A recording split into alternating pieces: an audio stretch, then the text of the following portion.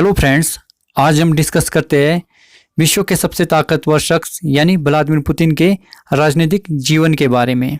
इस टॉपिक में हम जो मेनली डिस्कस करेंगे व्लादिमीर पुतिन के अर्ली लाइफ के बारे में, उनके राजनीतिक जीवन के बारे में और उनके क्रिस्मेटिक लीडरशिप के बारे में। और लास्ट में हम जो मेनली डिस्कस करेंगे हाल ही के दिनों में रूस में राष्ट्रपति के कार्यकाल को 2 कार्यकाल तक बढ़ाने के उद्देश्य से जन्म संग्रह कराया गया था। जन्म संग्रह कराने का उद्देश्य क्या है और इसका क्या प्रभाव पड़ेगा, इसके ऊपर हम डिस्कस करेंगे। पिछले 1.5 दशक से भी ज़्यादा समय से रूसी ताकत और सत्ता पुतिन के इर्द गिर्द ही घूम रही है। वो दुनिया के सबसे ताकतवर लोगों में शुमार है। विश्व भर के मीडिया में वो छाए रहते हैं। व्लादिमीर पुतिन लगातार 4थी बार दुनिया के सबसे शक्तिशाली लोगों की फोर्ब्स की लिस्ट में टॉप पर रहे हैं। लिस्ट तैयार करते समय उस शख्स की व्यक्तिगत पहचान, उसकी दौलत, उस शख्स का उसके देश की जीडीपी या उसकी कंपनी की वैल्यू पर असर और उसकी ताकत के बहुआयामी असर को ध्यान में रखा जाता है। रूस का विकास और विश्व में बना देश का सम्मान पुतिन की कोशिशों और राजनीतिक समझ की देन है। स्टालिन के बाद अगर किसी दूसरे रूसी नेता ने वैश्विक पहचान बनाई है तो वो पुतिन है। व्लादिमीर पुतिन का जन्म 7 अक्टूबर 1952 को सोवियत संघ के रूसी गणराज्य के लेनिनग्राद यानी वर्तमान सेंट पीटर्सबर्ग रूस में हुआ था। उनकी मां फैक्ट्री मजदूर एवं पिता सोवियत नेवी में कार्य करते थे। उनके पिता 1930 के दशक में पनडुब्बी बेड़े में सेवा करते थे और सेकेंड वर्ल्ड वॉर के दौरान शत्रु को घात लगाकर हमला करने वाली दस्ते में भर्ती हो गए। वॉर के बाद उन्होंने एक कारखाने में फॉरमैन के रूप में कार्य किया। व्लादिमीर अपने पिता के तीसरे पुत्र थे। उनके 2 बड़े भाइयों की बालावस्था में मृत्यु हो गई थी। सन 1975 में पुतिन ने लेनिनग्राद राजकीय विश्वविद्यालय से स्नातक की उपाधि प्राप्त की। पढ़ाई पूरी करने के बाद व्लादिमीर पुतिन ने सोवियत संघ की खुफिया पुलिस के केजीबी के साथ कार्य करना शुरू किया। उस समय उनकी उम्र 23 साल की थी। केजीबी में उन्हें पूर्वी जर्मनी के शहर ड्रेसडन में भेजा, जहां वे ट्रांसलेटर के रूप में कार्य करने लगे। पुतिन खुफिया एजेंट के रूप में क्या क्या करते रहे, इस पर अटकलें लगती रही, लेकिन उनकी जीवनी लिखने वाली माशा गेसन की माने तो उनका काम महज प्रेस क्लिपिंग जमा करना था और इसमें कुछ भी बहुत महत्वपूर्ण नहीं था। बर्लिन की दीवार गिरने के बाद पुतिन अपने शहर सेंट पीटर्सबर्ग लौट गए। यहाँ से उनका राजनीतिक सफर शुरू हुआ और उन्होंने कभी पीछे मुड़कर नहीं देखा। 1990 में सेंट पीटर्सबर्ग के नगर पार्षदों ने पाया कि पुतिन ने विदेशी सहायता के बदले स्टील बेचे जाने की अनुमति दी। स्टील तो बिका, लेकिन उसके बदले में सहायता के रूप में जो खाद्य सामग्री आनी थी वो कभी पहुंची ही नहीं। इस मामले में एक जांच समिति बिठाई गई। पुतिन को दोषी भी पाया गया, लेकिन उनकी सिफारिशें ऐसी थी कि वे अपने पद पर बने रहे। बताया जाता है कि मेयर अनाटोली सोवाचाक में उसके अच्छे संबंध थे। इसके बाद के सालों में पुतिन राजनीतिक में अपनी जगह बनाते चले गए। 1997 में राष्ट्रपति बोरिस येल्सिन ने अपने पद पर डिप्टी चीफ ऑफ स्टाफ घोषित किया। इसके 1 साल बाद ही वे रूस के खुफिया एजेंसी एफएसबी के अध्यक्ष बने। 1999 में येल्सिन ने उन्हें रूस के प्रधानमंत्री के रूप में नियुक्त किया। येल्सिन के समर्थक और स्पर्धा दोनों इस फैसले के खिलाफ थे, लेकिन कोई भी पुतिन को प्रधानमंत्री बनने से रोक नहीं सका। फिर जब येल्सिन ने अचानक ही राष्ट्रपति पद से इस्तीफा दे दिया तो पुतिन कार्यवाहक राष्ट्रपति बन गए। इस पद पर उन्होंने सबसे पहला काम ये किया कि येल्सिन पर लगे भ्रष्टाचार के सभी आरोपों से उन्हें मुक्त करा दिया। नेक्स्ट है रूस के राष्ट्रपति के रूप में पहली और दूसरी शर्तें। 31 दिसंबर 1999 को येल्सिन ने अप्रत्याशित रूप से अपने इस्तीफे की घोषणा की और पुतिन अभिनय अध्यक्ष का नाम दिया। एक कमजोर रूस के रिकंस्ट्रक्शन का वादा करते हुए राष्ट्रीय और आरक्षित पुतिन ने आसानी से मार्च 2000 के चुनाव में लगभग 53% वोट के साथ जीत हासिल की। राष्ट्रपति के रूप में उन्होंने भ्रष्टाचार को समाप्त करने और एक मजबूत विनियमित बाजार अर्थव्यवस्था बनाने की मांग की। पुतिन ने रूस के 89 क्षेत्रों और गणराज्यों पर तेजी से नियंत्रण किया। उन्हें 7 नए संघीय जिलों में विभाजित किया, जिनमें से प्रत्येक का नेतृत्व राष्ट्रपति द्वारा नियुक्त प्रतिनिधि करता था। उन्होंने रूसी संसद के ऊपरी सदन फेडरेशन काउंसिल में बैठने के लिए क्षेत्रीय राज्यपालों के अधिकारों को भी हटा दिया। पुतिन ने रूस के लोकप्रिय फाइनेंसरों और मीडिया टाइकून की शक्तियों को कम करने के लिए चले गए। तथाकथित कुलीन वर्ग, जिनमें से कई मीडिया आउटलेट बंद हो गए और कई प्रमुख हस्तियों के खिलाफ आपराधिक कार्रवाई शुरू हो गई। उन्होंने चेचन्य में एक कठिन परिस्थितियों का सामना किया, विशेष रूप से विद्रोहियों से, जिन्होंने मॉस्को में आतंकवादी हमलों और क्षेत्रों के पहाड़ों से रूसी सैनिकों पर छापामार हमले किए। 2002 में पुतिन ने सैन्य अभियानों की घोषणा की, लेकिन हताहत की संख्या अधिक रही।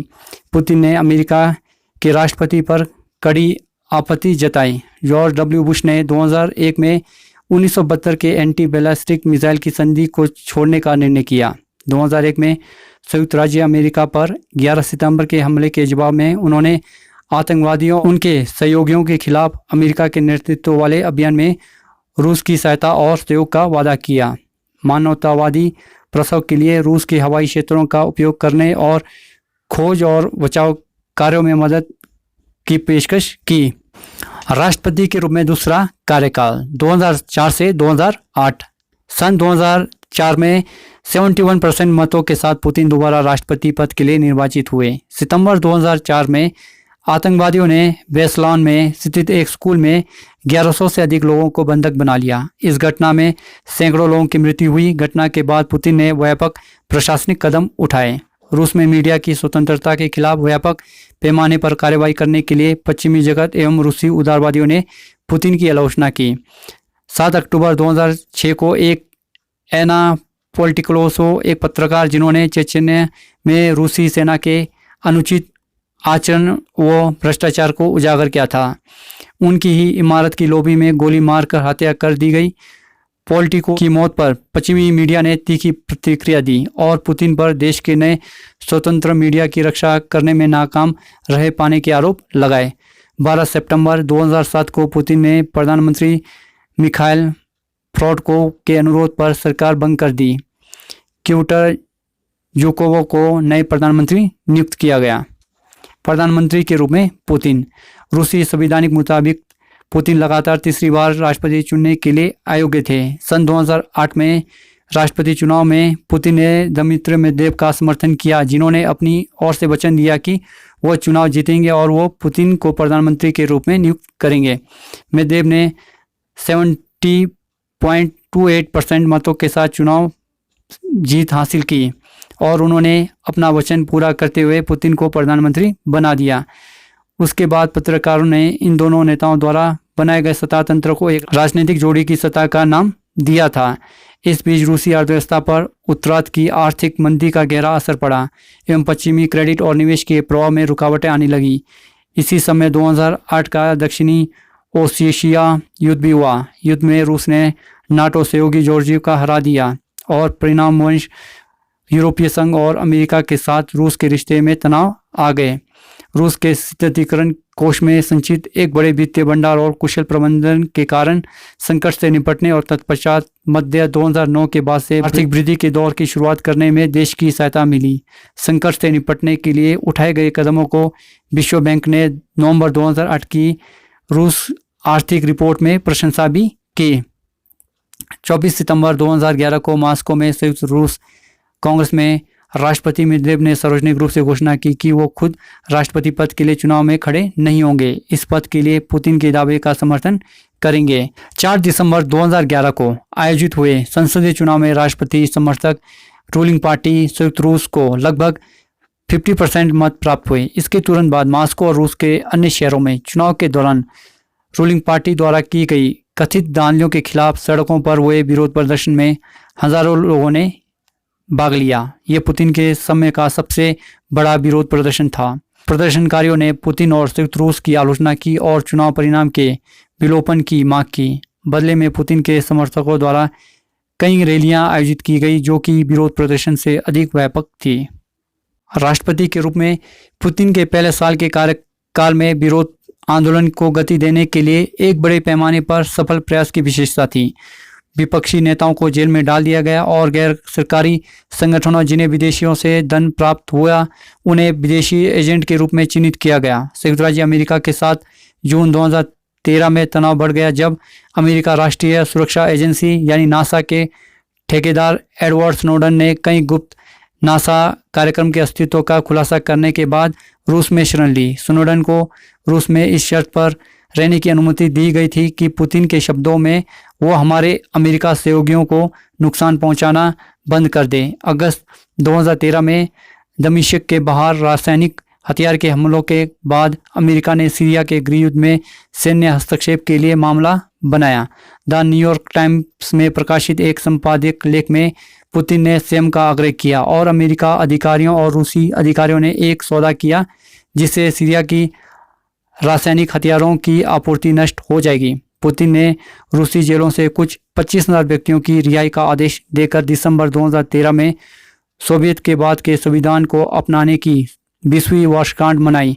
एक अलग चाल में उन्होंने यूक्रेन तेल समूह के पूर्व प्रमुख मिखाइल खोदोस्कोकी को क्षमादान किया, जिन्हें रूस द्वारा दावा किया गया कि आरोपों पर 1 दशक से अधिक समय तक जेल में रखा गया था।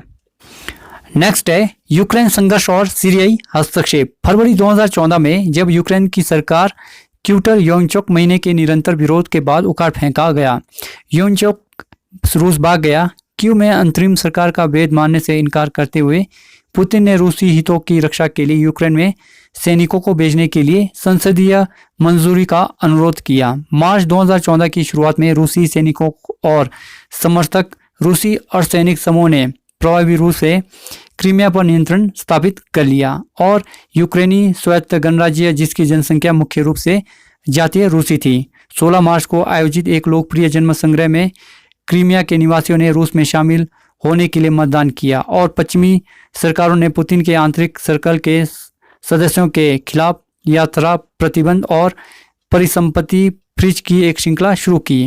18 मार्च को पुतिन ने कहा कि क्रीमिया हमेशा रूस का हिस्सा रहा है। बाद के दिनों में अभी भी पुतिन के राजनीतिक सहयोगियों में से अधिकांश को अमेरिकी और यूरोपीय संघ द्वारा आर्थिक प्रतिबंधों के साथ लक्षित किया गया था। रूसी संसद के दोनों सदनों द्वारा संधि के अनुसमर्थन के बाद 21 मार्च को पुतिन ने कानून पर हस्ताक्षर किए, जिसने क्रीमिया के रूसी औपचारिक रूप दिया। इसमें संदेह नहीं है कि वो फैसला लेते हैं वो होता है। अप्रैल 2014 में रूसी उपकरणों के साथ तैयार अज्ञात बंदूकधारियों के समूह ने पूरे दक्षिणी पूर्वी यूक्रेन में सरकारी इमारतों को जब्त कर लिया। कीव में सरकार के साथ सशस्त्र संघर्ष छिड़ गया। पुतिन ने नोवोरोसोयो के रूप में इस क्षेत्र को संदर्भित किया, शाही युग से दावों को उकसाया और हालांकि सभी संकेतकों ने उग्रवाद में रूसी भागीदारियों को निर्देशित करने के लिए कहा। पुतिन ने दृढ़ता से लड़ाई में हाथ होने से इनकार किया। 17 जुलाई 2014 को मलेशिया एयरलाइंस की उड़ान MH17 298 लोगों को ले जा रही थी, पूरी यूक्रेन में दुर्घटनाग्रस्त हो गई और भारी सबूतों ने संकेत दिया कि यह एक रूसी निर्मित सतह से हवा में मार करने वाली मिसाइल थी, जिसे विद्रोहियों नियंत्रित क्षेत्र से निकाल दिया गया था। पश्चिमी देशों ने प्रतिबंधों के शासन को खड़ा करके जवाब दिया और उन उपायों ने तेल की कीमतों में गिरावट के साथ मिलकर रूसी अर्थव्यवस्था को एक टेलस्पिन में भेज दिया। नॉर्थ अटलांटिक ट्रीटी ऑर्गेनाइजेशन यानी नाटो ने अनुमान लगाया कि यूक्रेन के अंदर 1000 से अधिक रूसी सैनिक सक्रिय रूप से लड़ रहे हैं। जब रूसी और यूक्रेनी नेताओं ने 5 सितंबर को मिन्स्क बेलारूस में संघर्ष विराम की वार्ता के साथ मुलाकात की, संघर्ष विराम धीमा हो गया लेकिन रुका नहीं। हिंसा और समर्थक रूसी विद्रोहियों ने अगले कई महीनों तक यूक्रेनी सरकारी बलों को वापस धकेल दिया। 12 फरवरी 2015 को पुतिन ने यूक्रेन में लड़ाई को समाप्त करने के उद्देश्य से 12 बिंदु शांति योजना को मंजूरी देने के लिए मिन्स्क में अन्य विश्व नेताओं के साथ मुलाकात की। हालांकि एक अवधि के लिए धीमी गति से लड़ते हुए संघर्ष फिर से उठा और सितंबर 2015 तक संयुक्त राष्ट्र यानी यूएनओ ने अनुमान लगाया कि लड़ाई के परिणाम स्वरूप लगभग 8000 लोग मारे गए थे और 1.5 मिलियन विस्थापित हो गए थे। 28 सितंबर 2015 को संयुक्त राष्ट्र महासभा के सामने एक संबोधन में पुतिन ने विश्व शक्ति के रूप में रूस के अपने दृष्टिकोण को प्रस्तुत किया और जो संयुक्त राष्ट्र, अमेरिका और नाटो को वैश्विक सुरक्षा के लिए खतरे के रूप में चित्रित किया, विदेशों में अपने प्रभाव को पेश करने में सक्षम था। 2 दिन बाद रूस सीरियाई गृहयुद्ध में सक्रिय भागीदारी बन गया जब रूसी विमानों ने होम्स और हमा के शहरों के पास निशाना बनाया। हालांकि रूसी रक्षा अधिकारियों ने कहा कि हवाई हमलों का उद्देश्य इराक और लेवांत में इस्लामिक स्टेट से संबंधित सैनिकों और मेट्रिल का निशाना बनाना था। हमलों का वास्तविक ध्यान सीरियाई राष्ट्रपति और रूसी सहयोगी बशर अल-असद के विरोधी पर था। 2016 के अमेरिकी राष्ट्रपति चुनाव से पहले के महीनों में हाई प्रोफाइल हैकिंग हमलों की एक श्रृंखला ने डेमोक्रेटिक पार्टी और उसके राष्ट्रपति पद के उम्मीदवार हिलेरी क्लिंटन को निशाना बनाया गया। कंप्यूटर सुरक्षा विशेषज्ञों ने इन हमलों को रूसी खुफिया सेवाओं से जोड़ दिया और जुलाई 2016 में विकीलीक्स द्वारा हजारों प्राइवेट ईमेल को प्रकाशित किए गए। अमेरिकी संघीय जांच ब्यूरो ने राष्ट्रपति चुनाव को प्रभावित करने के लिए रूसी प्रयासों की जांच की। यह बाद में पता चला कि यह जांच उन प्रयासों और रिपब्लिकन राष्ट्रपति पद के उम्मीदवार डोनाल्ड ट्रंप के अभियानों के बीच संभावित कनेक्शनों को जांच कर रही थी। ट्रंप ने मजाक में कहा कि रूस ने हैक किए गए ईमेल जारी किए गए थे क्योंकि पुतिन मुझे पसंद करते हैं, और बाद में रूस को क्लिंटन को 3000 ईमेल गायब थे, उन्हें खोजने के लिए आमंत्रित किया गया। इन बयानों के बावजूद ट्रंप ने बार बार इन संभावनाओं को खारिज कर दिया कि पुतिन चुनाव को अपने पक्ष में करने की कोशिश कर रहे थे। नवंबर 2016 में ट्रंप की आश्चर्यजनक जीत के बाद साइबर अटैक्स पर नए सिरे से ध्यान केंद्रित किया गया था और ट्रंप की अभियान टीम और रूस के बीच संभावित मिलीभगत थी। अमेरिकी खुफिया एजेंसियों ने निष्कर्ष निकाला कि पुतिन ने अमेरिका लोकतांत्रिक प्रणालियों में चुनाव को प्रभावित करने और विश्वास को कम करने के लिए एक बहुस्तरीय अभियान का आदेश दिया था। अमेरिकी राष्ट्रपति बराक ओबामा ने रूसी खुफिया सेवाओं पर आर्थिक प्रतिबंध लगाए और दर्जनों स्थगित रूसी गुर्गों को निष्कासित कर दिया गया। लेकिन राष्ट्रपति चुनाव ट्रंप ने अमेरिका खुफिया एजेंसी के निष्कर्षों को अस्वीकार करने जारी रखा। ट्रंप ने जनवरी 2017 में पदभार संभाला और अमेरिकी कांग्रेस द्वारा राष्ट्रपति चुनाव में रूसी मध्यस्थता की प्रकृति और सीमा की जांच करने के लिए अतिरिक्त जांच खोली गई। 1 मार्च 2018 को संसद के अपने वार्षिक संबोधन के दौरान व्लादिमीर पुतिन देश की परमाणु क्षमताओं के बारे में दावा करते हैं, ये घोषणा करते हुए कि रूसी मिसाइलें वायु रक्षा प्रणालियों को हटा सकती है। एक वीडियो सिमुलेशन में न्यूक्लियर वॉरहेड्स को अंतरिक्ष के माध्यम से उड़ाने भराते हुए एक प्रायद्वीप पर बारिश करते हुए दिखाया गया है जो फ्लोरिडा राज्य जैसा दिखता है। 18 मार्च 2018 को रूस के केंद्रीय चुनाव आयोग के अनुसार पुतिन ने कथित तौर पर 76.7% वोट के साथ चुनाव जीता।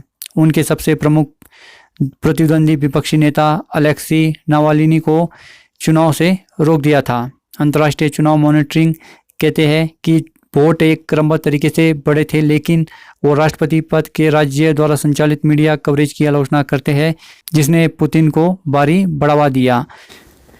7 मई 2018 को एक और 6 साल के लिए व्लादिमीर पुतिन रूस के राष्ट्रपति के तौर पर शपथ लेते हैं। 16 जुलाई 2018 को पुतिन और ट्रंप हेलेंस्की में मिलते हैं और एक संयुक्त समाचार सम्मेलन आयोजित करते हैं। ट्रंप ने अमेरिकी सरकार के उस आंकलन का समर्थन करने का फैसला किया जो रूस ने चुनाव में हस्तक्षेप किया था। डोनाल्ड ट्रंप ने कहा, मुझे अपने खुफिया लोगों पर बहुत भरोसा है, लेकिन मैं आपको बताऊंगा कि राष्ट्रपति पुतिन आज अपने इनकार में बेहद मजबूती और शक्तिशाली है। 28 नवंबर 2018 को यूनाइटेड किंगडम के अधिकारियों का आकलन है कि पुतिन ने पूरी रूसी जासूस पर तंत्रिका एजेंट हमले को मंजूरी दी। इंग्लैंड के सेलिसबरी में हुए हमले ने सर्गेई स्क्रिपाल और उनकी बेटी यूलिया को बीमार कर दिया। जहर के संपर्क में आई एक अन्य महिला की मौत हो गई। 25 अप्रैल 2019 को उत्तर कोरियाई नेता किम जोंग उन की व्लादिवोस्तोक में पुतिन से मुलाकात हुई। शिखर सम्मेलन में एक पर एक वार्ता शामिल है, लेकिन इसमें कोई हस्ताक्षरित समझौता या संयुक्त बयान शामिल नहीं था। 14 मई 2019 को पुतिन ने अमेरिका विदेश मंत्री माइक पोम्पियो से मुलाकात की, जो कहते हैं कि उन्हें उम्मीद है कि संयुक्त राज्य अमेरिका और रूस आर्थिक सहकारी संबंध विकसित कर सकते हैं। पोम्पियो का कहना है कि वो चाहते हैं कि देशों को एक साथ काम करने के लिए, हमारे दो लोगों को अधिक बनाने के लिए और स्पष्ट रूप से दुनिया को और भी अधिक कार्य करना होगा। 3 जुलाई 2019 को पुतिन ने एक कानून पर हस्ताक्षर किए जिससे रूस की मध्यवर्ती सीमा परमाणु संधि में भागीदारी को निलंबित किया। 22 अक्टूबर 2019 को पुतिन ने सोची में तुर्की के राष्ट्रपति रेसिप ताइप एर्दोगन के साथ मुलाकात की और सीरिया पर व्यापक समझौते की घोषणा करते हुए रूसी और तुर्की सैनिक तुर्की सीरिया समेत पर गश्त करेंगे। रूस के राष्ट्रपति व्लादिमीर पुतिन को 2036 तक पद पर बने रहने का प्रावधान करने वाले संविधान संशोधन पर देश के लगभग 78% मतदाताओं ने मोहर लगा दी है। रूस के चुनाव अधिकारियों ने गुरुवार को मतगणना पूरी होने के बाद ये जानकारी दी। 2 दशक से रूस पर शासन कर रहे 67 ईयर पुतिन का कार्यकाल 2024 में समाप्त होने वाला था। संविधान संशोधन के जरिए 83 साल की उम्र तक अगले 2 कार्यकाल के लिए उन्हें फिर सत्ता मिलने का रास्ता साफ हो गया है। रूस में राष्ट्रपति का कार्यकाल 6 साल का होता है। पुतिन ने सत्ता में बरकरार रखने की अनुमति वाले संविधान संशोधनों यानी कॉन्स्टिट्यूशनल अमेंडमेंट को लागू करने के लिए 3 जुलाई को आदेश दिया था। एक लंबे समय तक चले जनमत संग्रह के दौरान मतदाताओं द्वारा बदलाव को मंजूरी दी जाने के बाद ये आदेश दिए गए हैं। रूस के केंद्रीय निर्वाचन आयोग ने कहा कि सप्ताह भर चली मतदान की प्रक्रिया का अंत बुधवार को हुआ और बृहस्पतिवार की सुबह मतगणना पूरी कर ली गई थी। आयोग ने कहा कि 77.9% मत संविधान संशोधन के पक्ष में पड़े और 21.3% मत संशोधन के विरोध में डाले गए। चुनाव के आंकड़ों से 10 साल में पुतिन को मिले सबसे ज़्यादा जन समर्थन का पता चलता है। क्रेमलिन में भाषण लिखने से लेकर राजनीतिक विश्लेषक तक का सफ़र तय कर चुके अब्बास गलियानो ने कहा था, क्रेमलिन जो परिणाम चाहता है उसे प्राप्त करने से कोई नहीं रोक सकेगा। दूसरी ओर वोटिंग पर सवाल भी उठे। राजनीतिक विश्लेषक और क्रेमलिन के पूर्व राजनीतिक सलाहकार गले पोलोस्की ने कहा कि कोरोना वायरस संक्रमण के खतरे को दरकिनार कर पुतिन ने यह वोटिंग करवाई, जो उनकी संभावित कमजोरी को दर्शाता है। पोलोस्की ने कहा, पुतिन को अपने करीबियों का विश्वास हासिल नहीं है और वो इस बात को लेकर चिंतित है कि भविष्य में क्या होगा। उन्होंने कहा कि उन्हें इस बात का पुख्ता सबूत चाहिए कि जनता उनका समर्थन करती है। नेक्स्ट है, संविधान संशोधन से पुतिन को क्या मिलेगा? तो सबसे बड़ा सवाल तो ये है कि 2024 में जब उनका राष्ट्रपति कार्यकाल खत्म हो जाएगा तो फिर क्या होगा, तो इस संविधान संशोधन से क्या खास होगा, इसके ऊपर हम डिस्कस करते हैं। पहली बात तो ये है कि अब राष्ट्रपति की शक्तियां थोड़ी कम होगी पुतिन की तरह, और पुतिन जितना सत्ता में कोई और नहीं रह पाएगा। अब जब तक किसी भी देश के मुकाबले रूस का राष्ट्रपति पद सबसे ज़्यादा ताकतवर है। रूस का राष्ट्रपति ड्यूमा यानी रूस की संसद को बर्खास्त भी कर सकता है। दूसरी बात, इस संशोधन से संसद की शक्तियां थोड़ी बढ़ेगी। अभी तक राष्ट्रपति ही प्रधानमंत्री को नियुक्त करता था और ड्यूमा उस फैसले को मंजूर करती थी। अब संसद प्रधानमंत्री को नियुक्त कर पाएगी और फिर प्रधानमंत्री अपनी कैबिनेट बनाएगा। पुतिन ने खुद कहा था कि इसका मतलब यह है कि राष्ट्रपति इन उम्मीदवारों को रिजेक्ट नहीं कर पाएगा, उसे संसद की बात माननी ही पड़ेगी। तीसरी महत्वपूर्ण बात यह है कि स्टेट काउंसिल की शक्तियों का बढ़ना और इसे सरकारी एजेंसी के तौर पर मान्यता देना। अभी तक स्टेट काउंसिल एक सलाहकार परिषद की तरह काम करती थी। माना जा रहा है कि स्टेट काउंसिल एक जज की तरह काम कर सकता है, मतलब जब भी कोई विवाद होगा स्टेट काउंसिल का फैसला ही आखिरी होगा। इस तरह की अफवाह है कि पुतिन ने स्टेट काउंसिल के प्रमुख हो सकते हैं। अगर ऐसा होता है तो उनका फैसला ही आखिरी फैसला माना जाएगा, यानी कि एक तरह से सब उनके कंट्रोल में होगा। And now last conclusion, Soviet संघ के डिसइंटीग्रेट के बाद किसी को भी विदित नहीं था कि रूस को इतना ताकतवर देश का नेता प्राप्त होगा। आज रूस पुतिन के नेतृत्व में अपना गौरवमय इतिहास को पुनः प्राप्त करने के लिए तत्पर है। पुतिन ने क्रीमिया को रूस में मिलाकर पश्चिमी शक्तियों को विशेष तौर पर खुली चुनौती दी। रूस ने सीरिया में अपनी उपस्थिति बना रखी है। अमेरिका और रूस यहाँ तक कि एक दूसरे के विरोध में है। अमेरिका सीरिया के राष्ट्रपति बशर अल असद की सरकार को हटाने के पक्ष में है, जबकि रूस बशर अल असद की सरकार के समर्थन करता है। पिछले अमेरिका राष्ट्रपति चुनाव में रूस का हस्तक्षेप का आरोप लगा, जब से डोनाल्ड ट्रंप राष्ट्रपति बने हैं, अमेरिका और रूस के रिश्ते सामान्य हैं। सीरिया संकट के दौरान रूस के विस्तारवादी नीति को देखते हुए तत्कालीन राष्ट्रपति बराक ओबामा ने G8 के सम्मेलन में प्रस्ताव द्वारा G8 से रूस को निष्कासित कर दिया। दूसरी ओर हाल ही के वर्षों में डोनाल्ड ट्रंप ने G7 में रूस को शामिल करने की इच्छा जताई। इससे सिद्ध होता है कि रूस ने डोनाल्ड ट्रंप को चुनाव के दौरान इनडायरेक्टली तौर पर सहायता की। आज पुतिन अंतर्राष्ट्रीय व्यवस्था में यूनिपोलर सिस्टम को चेंज कर मल्टीपोलर सिस्टम बनाने के समर्थन में है। आज पुतिन रूस को एक शक्तिशाली राष्ट्र बनाने के लिए हर संभव प्रयास कर रहे हैं। टाइम मैगजीन ने साल 2007 में पुतिन को पर्सन ऑफ द ईयर चुना था। इसके अलावा फोर्ब्स मैगजीन ने पुतिन को 2013 से 16 तक 4 बार लगातार दुनिया का सबसे शक्तिशाली नेता चुना था। अब देश की सतह पर अपनी पकड़ मजबूत कर पुतिन पूरी दुनिया को संदेश दे रहे हैं। रूस में पुतिन जितना रहेंगे उतना ही अंतर्राष्ट्रीय मंच पर पिछले कुछ सालों में सबने देखा है कि रूस अमेरिका के नेतृत्व वाली दुनिया को सीधा चुनौती दे सकता है। एक वक्त ऐसा भी था कि रूस के लिए कहा जाता था कि ये एक बड़ा पेट्रोल पंप है और कुछ नहीं। पुतिन ने रूस की स्थिति को मजबूत बनाया है। ऐसे में उनकी लोकप्रियता से इनकार नहीं किया जा सकता। वहाँ के लोग भी चाहते हैं कि उनका नेता कोई ऐसा हो जो पश्चिमी देशों के हाथों की कठपुतली ना हो। पुतिन खुद कहते हैं कि रूस अभी भी पश्चिमी देश के खतरे से सुरक्षित नहीं है, इसलिए उनके लिए सत्ता छोड़ने का वक्त नहीं है। पुतिन को लेकर अंतर्राष्ट्रीय बिरादरी का मानना है कि उनके राज में रूस में आज तरक्की तो हुई है, लेकिन मानवाधिकार, लोकतंत्र और प्रेस की स्वतंत्रता के मामले में उनका देश को पीछे ले गए हैं। पुतिन ने जब सत्ता संभाली तो वो सेंट्रलाइज करने में जुट गए। उन्होंने मीडिया और इंटरनेट पर नकेल कसना शुरू किया। रूस के न्यूज़ चैनलों पर सरकार के अनुसार खबरें प्रकाशित की जाती है। 2017 में रूस के 100 शहरों में 10,000 से ज़्यादा लोगों ने भ्रष्टाचार को लेकर विरोध प्रदर्शन किया, लेकिन सरकार ने इन्हें प्रसारित करने से रोक दिया। साथ ही इस दौरान अंतर्राष्ट्रीय मीडिया को देश में आने पर रोक लगा दी गई।